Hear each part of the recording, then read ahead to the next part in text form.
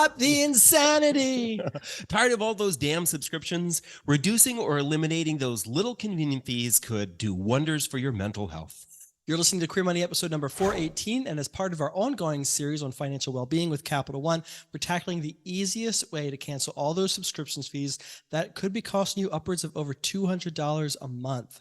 Now, on with the show. The mission of Queer Money is to financially empower the LGBTQ plus community. Join us in thanking Capital One for supporting that mission. Welcome back, folks, to another episode of the Queer Money podcast. David, hold on. I'm John. And I'm David. One of our YouTube followers asked us to introduce ourselves, so there we go. I guess we just thought everybody knew. Yeah, that's pretty right. arrogant of us.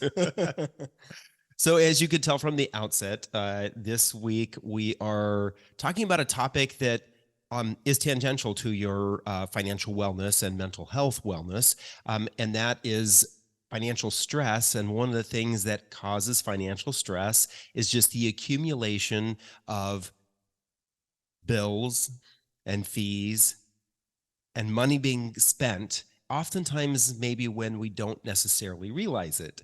As a matter of fact, in a recent bank rate survey in May of 2023, 52% of respondents said that money is their biggest mental health stressor. It is what causes their biggest mental health issues, which we find very interesting and not too surprising that is the case, since we know that upwards of 60% of the LGBT community stresses about money either daily or weekly. So we know it is affecting our community as well as the broader population. But what can we do to chip away at some of these stressors to try to reduce them? And that's kind of what we're talking about this week, is a simple way to maybe make some more room in your budget so other areas of your budget aren't as stressful, like making sure you're covering your costs for insurance, or paying your car payment, or not having enough money for food when you get to the checkout counter. All of those kinds of things do add financial stress, and we may be unaware of some easy tweaks to make some changes. Yeah, so I think today's episode is sort of like the epitome of not being money conscious. For those of you who have read our book, The 4 Principles of a Debt-Free Life, one of those 4 principles is to be money conscious. And to me, this is sort of talking about subscription fees is sort of the epitome of that, because we are as culpable of this as anybody, especially with our business. We are in the process of auditing various expenses that our business has, and we're like, we don't even use that service anymore. When was the last time we logged into that account? Like, all these different we're just constantly nickel and diming ourselves. And we also do it in our personal life. We're not immune to that. We actually had a discussion after we came back from Europe that we need to get rid of a bunch of our streaming services for television. Suddenly cutting the cord isn't as affordable as it used to be. Right, exactly. Now we have 15 different streaming services, and net, you're paying as much as you used to once upon a time for cable. So the reason, part of why we're tackling this is, one, because of the mental health issue, and two, because Wall Street Journal published an article in April titled "People are sick and tired of all their subscription services." And I thought that was quite an interesting article, and that's why we sort of started to dive into our subscriptions and what we're currently using. And it was interesting, why the subscription model really skyrocketed. It was actually attributed much to the pandemic. There were definitely subscription services prior to that, but it was really the pandemic sort of really acted as catalyst, and really got that model blowing up for lots of businesses. And the peak of that was in third quarter of 2022. Since then, it has started to dial back a little bit. Yeah, I think what happened during the pandemic, and we even felt it ourselves, is that being isolated, being inside, being away from our typical social group became a stressor in our lives, and we were looking for outlets. And for many of us, getting a box showing up once a month at your house, or having food delivered on a regular basis, all those kinds of things helped reduce some of that mental health and stress issues that were caused by being isolated during the pandemic. So I don't think very many people were immune to this. Obviously, there's quite No. a few folks I was out very there. happy when the Amazon or FedEx guy showed up on our front porch. Exactly. Sometimes I didn't even know what we ordered, Right.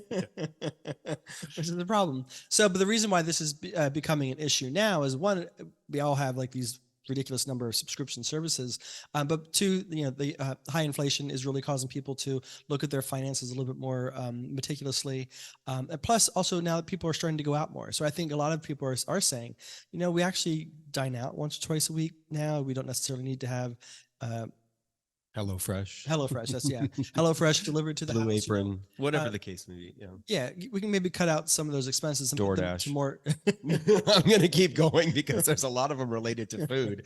There is, but I think that's also an example of what people were looking for during the pandemic, right? Food was a great way to having a fresh, exciting, unique meal delivered to your front step. Was like, hey, okay, this doesn't actually suck as much as we felt like it did. Yeah. So it I think just made things a little bit better for people. Yeah. And as a matter of fact, in 2022, a Credit Karma survey said that the 1/3 of folks in their survey said that their biggest financial mistake for the year was for paying for services, subscriptions for things that they didn't use. Right. So you're not, if you realize that this might be you, you're not alone. Yeah, I know. Raise your hand if you are not, if you have not committed this sin of paying for services that you do not use. Right. I mean, we just looked at our accounts the other day. We're like, we're not using this. It's ridiculous. Yep. So what is this costing us? Well, so Wall Street Journal did a little diving into the data, and they found that most people would say that they're spending about $86 a month on subscription services, but they're actually off about $133 a month. Most people are paying about, on average, $200 a month for subscription services. So that's $133 a month that people are unaware that they're spending. And what did you say that came out to? That's $1,600 a year. Yeah, that is crazy. That could cover your property taxes. It could take you on a pretty nice vacation. Yeah, decent vacation. So, and I think it's one of the problems with, as we were researching ways to make this easy of canceling subscriptions, one of the problems that we have with this is all the fees are sort of convenient, right? They're all $16.99 here and $15.99 there, and I mean, we just canceled Hulu. What were we paying for that? It was like $7.99. Well, we actually had the bundle. Oh. Hulu, Disney Plus, and ESPN Plus, which is complete junk in my opinion. But we had go those through three. Disney movies pretty fast, unless you are super huge Disney fan. So we weren't using Disney a whole lot either. Right, we were spending $15 a month on that. And you just think it doesn't seem like a lot, but when you look at all of your subscription services, especially the ones you're not using, like obviously people don't know what they're spending, and we are culpable of that, and probably a lot of you are too. And so that's adding stress to people's lives, right? So that's $1,600 a month that people could put to better use, if for no other option than to put it into their retirement account and feel that level of financial security, especially as they approach retirement. Yeah, and sometimes these are things that we just completely forget about, right? We sign up for a free trial for something, and we put our credit card information in for the free trial, planning on canceling it in 7 days or 14 days or 30 days, and we forget. And we are maybe not looking at our spending on a regular basis. This is probably a common thing, right? For folks who realize that they are spending way more on these subscription services, is that they're not looking at their spending on a monthly basis. So they don't see that all of a sudden a new $7, $9, $25 subscription fee has popped up into their spending, and they let it go for 5, 6, 8, 12, 15 months before they realize it's having an impact. That's the Planet Fitness model. Yeah, exactly. We'll charge you just low enough that it doesn't encourage you to come into the gym, but we won't charge you so much that it encourages you to cancel as soon as you realize that you're actually not going. So then, just like us, you have it for 3 months longer than you needed to, and then they make it so hard to cancel.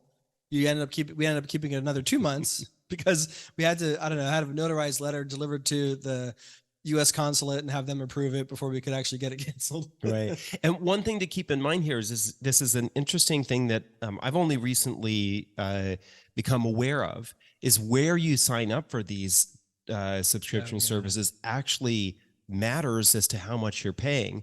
We recently found out that if you sign up for some of these services through a mobile app that is a part of the Apple ecosphere, so you're signing up on your phone, a lot of companies, because Apple charges these companies a 30% fee for using their processing for payments, they are adding that onto the total cost. So for example, this is one I know of because of a mastermind I'm a part of, but if you use your phone to sign up for Twitter Blue, you end up paying $12 a month, whereas if you use a web browser to sign up for it, you actually pay $9 a month. So they've tacked on an additional fee. So for some folks, these fees are even higher because of where they signed up for these streaming services or Apps, whatever. right, whatever it is that they've signed up for. So take a look at these, and this is actually what we're going to dive into now. Is this whole idea of how do I get rid of some of these? How do we make it easier to find some of them, reduce the costs, or eliminate them altogether? So we've got three pretty solid recommendations, and then a couple of what do you call them that are on the outskirts? The batters up. I know that. I don't know. The ones are outside the bell curve, right? So what we're talking about here are services that can help you find and cancel your subscriptions. One of the first ones is Rocket Money. Yeah, that's the most popular one right now, it seems. Yeah, and it was actually referenced in the Wall Street Journal article that we mentioned earlier. And really, what reason why Rocket Money has this service is because they actually purchased a company called Truebill, which would go through your payments throughout the month and determine which ones of these are subscription like, and notify you and help you be able to cancel them. Now, Rocket Money, the actual app itself, and signing up for this service, it actually isn't free. Obviously, they have a business in helping you save money, so they deserve to earn some money from the services that they provide. I think that's an important thing for all of us to remember, is that when somebody provides us a service, we in some way need to compensate them for that service. We all want to get paid for what we do. So Rocket actually charges anywhere between $3 and $12 a month, depending on the type of service that you have.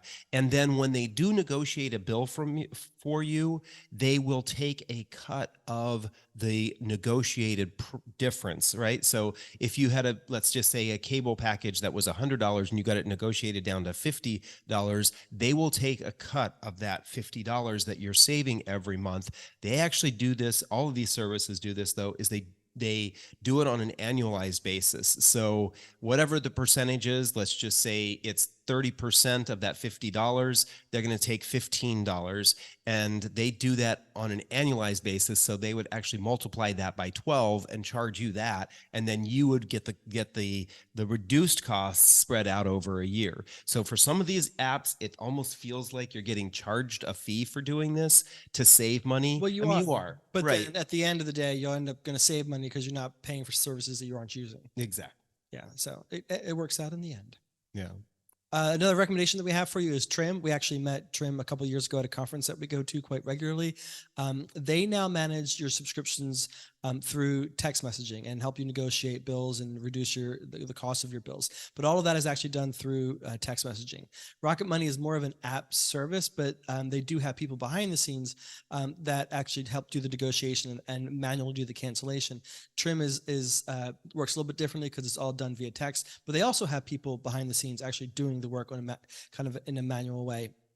So they can help you negotiate down or cancel your subscriptions, help you negotiate down your bills for all types of bills except for medical and banking in certain states. So you definitely want to check out the small print on their website. But then they'll help you also monitor your subscriptions.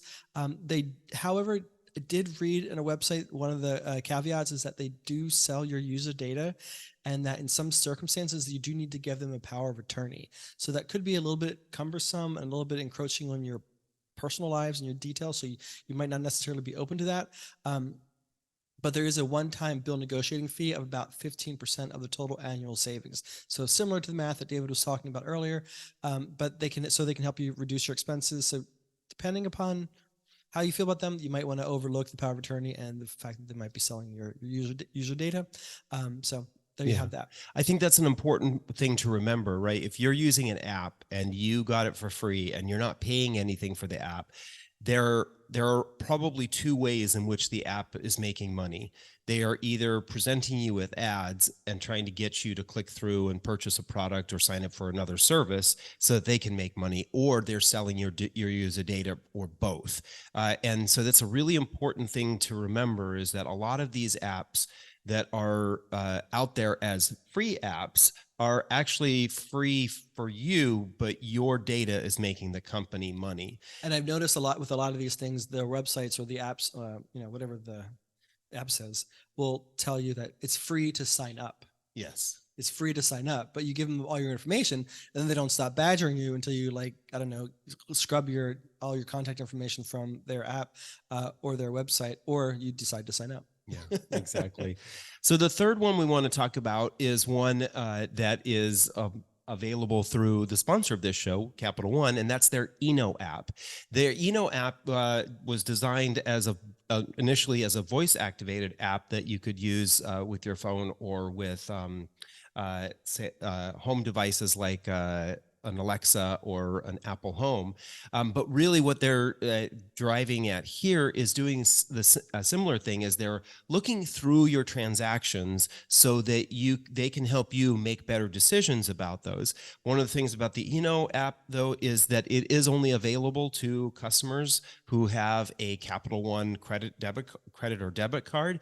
And one of the reasons why we're highlighting it here is we know, per our 2020 study, 56% of you who listened to this podcast and responded to our survey said that you had engaged with Capital One since hearing about them on the podcast. So we know there's a fair number of you out there who actually have a Capital One credit card or debit card or use their services. So this is one of the ones we definitely wanted to highlight, as well as them being the sponsor of the show.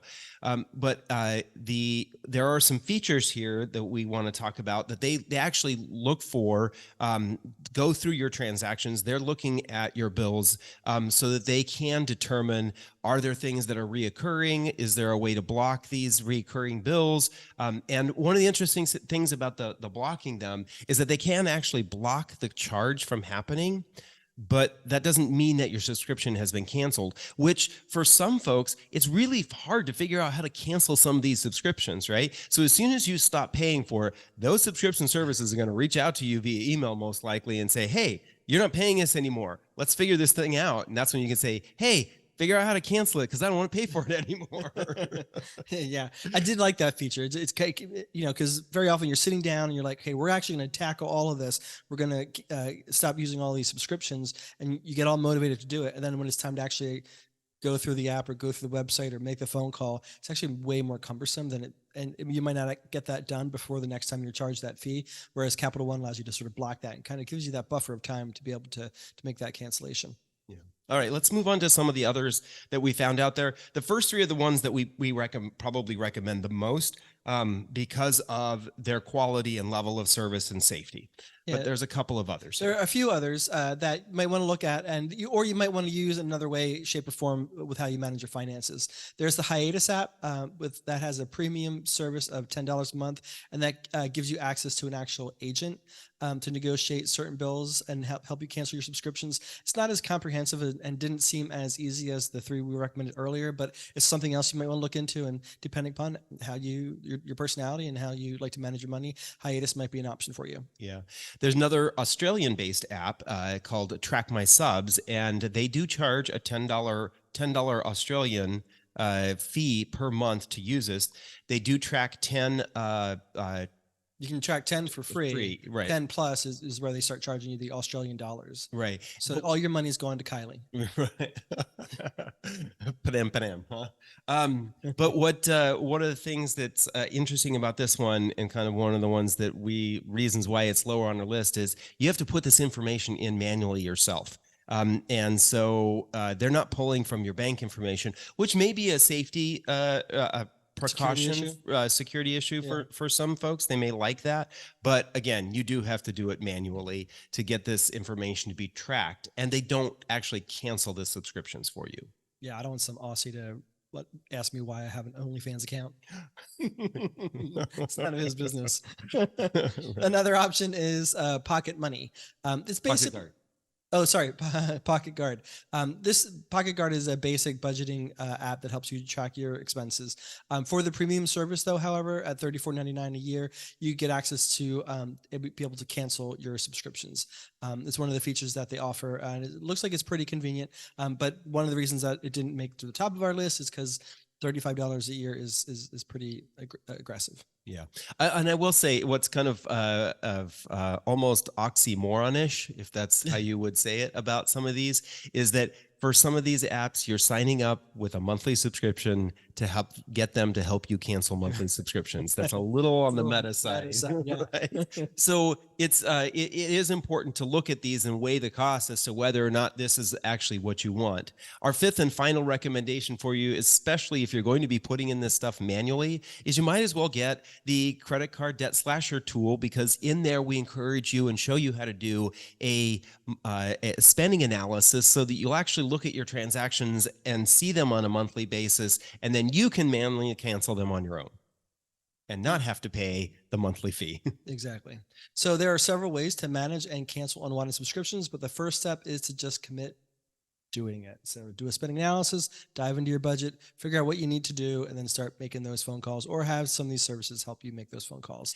And I think it's also important to remember, you may love every single subscription service that you have and want to keep them all, but for some folks, just being aware of actually how much you're spending on these services may be an eye-opener to you to understand where it is you're putting your priorities in your budget, right? And you may not need to cancel any of these, but just knowing that you're spending $200, $300, $400 a month on subscription services may help you understand why I'm not putting as much money into my 401k or Roth account. And you need to decide, okay, which is more important to you. It may be the subscription services and in the moment, because some of them may help your mental health, and that is important. And as I say, David, knowing is half the battle. Stay tuned for your Queer Money takeaway from this episode. Start your journey to financial independence with a checking and savings account that doesn't nickel and dime you with fees. Get a Capital One 360 checking or 360 performance savings account at Capital One today. Thank you again for listening to another episode of the Queer Money Podcast. Here's your takeaway from this episode. Give yourself and your financial anxiety a break. Cancel some or all of those subscription services and reduce your spending so that you can improve your mental health. Exactly. Then join us this Thursday when we talk about the most affordable LGBTQ plus friendly city to live in New York State. And then next Tuesday when we have a lively debate about the lack of LGBTQ plus support this past Pride through major corporations, and discuss whether or not that confirms accusations in previous years of rainbow washing. So look forward to that. Thanks and have a great week.